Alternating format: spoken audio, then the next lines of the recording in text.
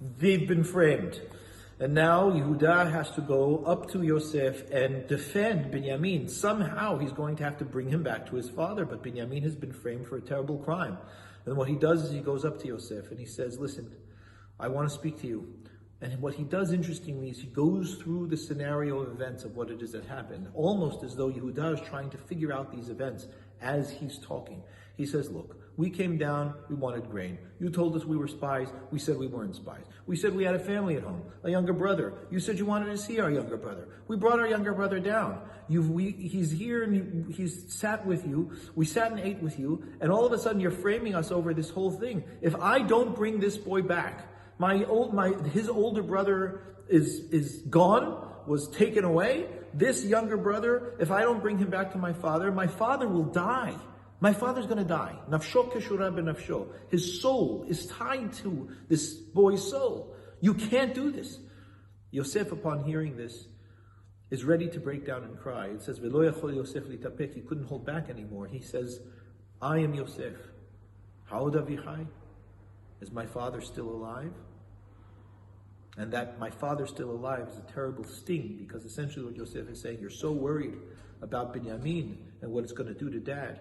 You weren't afraid about what it was going to do to dad when you took me away, when you sold me down to Egypt.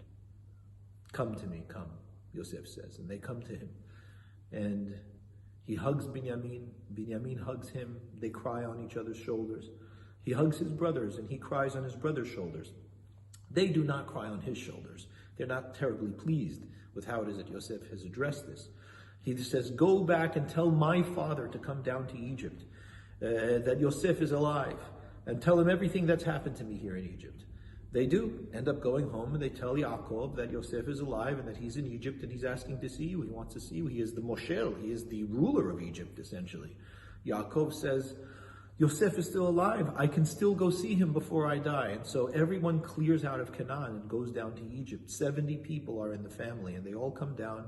Yaakov sees Yosef and he is overjoyed at seeing Yosef and he hugs him. And Yosef knows that now it's time for his family to be introduced to Paro. Paro is very excited, actually, to meet Yosef's family because he thinks it's a whole family of Yosefs. And if you've got one Yosef like this, imagine what a whole family is. Yosef says to his brothers, look, I know that you're not like me. And Paro is thinking that you are like me. I think the best thing to do is we should kind of like stage an introduction. So I'm thinking, I don't know, can I pick like 5 of you and you'll come and, speak to Paro and represent him? I think that it's really important that we get the protocol down also, Yosef says. Look, I know what Paro is going to ask you. It's always the same thing. He's going to say, what do you do?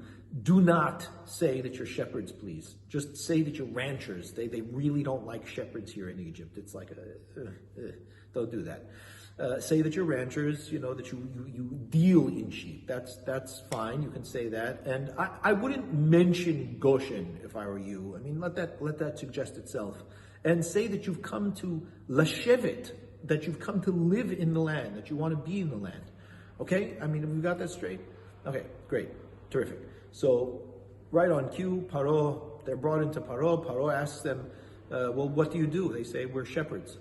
Oh, and by the way, we would love to live in Eretz Goshen, and we're really just passing through. We're not interested in sitting here. Lagur ba'aretz banu. We're just here to kind of as sojourners.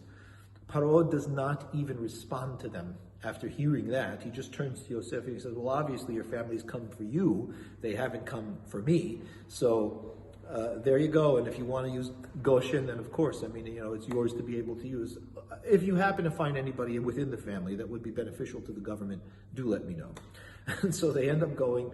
Yaakov asks Yehuda to work together with Yosef to be able to settle the land in Goshen for the family, to set it up for the family to come in. Yaakov meets Paro. Paro asks him, how old are you? He says, my years are minuscule and wretched.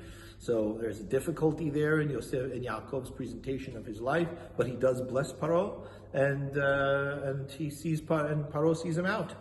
And ultimately, the famine carries on as the people are starving, and they come to Yosef And it ends up being that Yosef nationalizes the entire land of Egypt in order to be able to give grain to the people.